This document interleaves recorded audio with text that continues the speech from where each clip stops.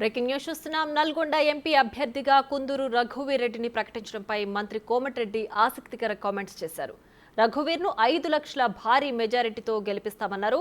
అంతేకాదు కాంగ్రెస్ పార్టీని టచ్ చేస్తే బీఆర్ఎస్ ఫామ్ హౌస్లు కూలిపోతాయని విమర్శించారు. కాంగ్రెస్ పార్టీ తలుచుకుంటే ఒక్క ఎమ్మెల్యే కూడా బీఆర్ఎస్ పార్టీలో ఉండరని తెలిపారు. ఇక బీఆర్ఎస్ పార్టీ నాయకులు ఎప్పుడు ఎవరు జైలుకు పోతారో తెలియని పరిస్థితి నెలకొందని అన్నారు కోమటిరెడ్డి. నెలలోనే దాదాపు 200-350 కోట్ల రోడ్లు శాంక్షన్ చేసిన మున్సిపాలిటీకి 322 కోట్లతోని ఇవాళ శంకుస్థాపన చేసి పనులు ప్రారంభించి నల్గొండ మున్సిపాలిటీ అంటే 600 కోట్లు 80 రోజులల్లా.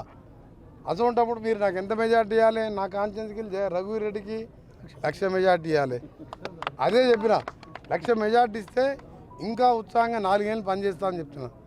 ఇవాళ మేము కూడా చెప్తున్నాం, మీరు సాగర్ కాన్స్టిట్యున్సీలో రఘువీర్ రెడ్డి గారు సొంతం కాన్స్టిట్యున్సీ జయవీర్ రెడ్డి గారిని ఎమ్మెల్యేగా గెలిపించుకున్నారు. మీరు మంచి యువ నాయకుడిని, మంచి భవిష్యత్తుతో పాటు మంచి నాలెడ్జ్ ఉన్న నాయకుడిని, ఒక సీనియర్ నాయకుడు జానారెడ్డి గారు మచ్చలేని నాయకుడు. ఏ మంత్రులైనా ఒక 2-3 సంవత్సరాలకే అన్ని బదనాలు ఉంటాయి. జగదీష్ రెడ్డి గారు 10 ఏళ్ళు మంత్రిగా ఉంటే ఇలా 1000 కోట్లకు ఎదిగిండు బస్ కిరాయిలు అన్నీ. జానారెడ్డి గారు ఎప్పుడైనా అవినీతి మచ్చయిందా? ఎవరైనా జానారెడ్డి జానారెడ్డిని తిట్టంగా చూసిండ్రా?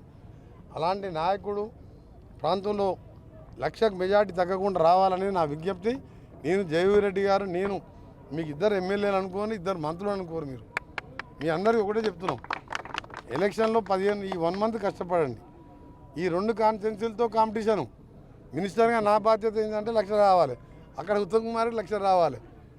జయవీర్ రెడ్డి గారు వాళ్ళ సొంత సోదరుడితో పాటు జానారెడ్డి గారి కాన్స్టిట్యున్సీ, అప్పుడు జానారెడ్డి గారికి మీరు గౌరవం ఇచ్చినట్టు నేను కూడా నా కాన్స్టిట్యున్సీకి ఎంత బడ్జెట్ పెట్టినో దానికంటే ఎక్కువ పెట్టుకుంటాను నేను.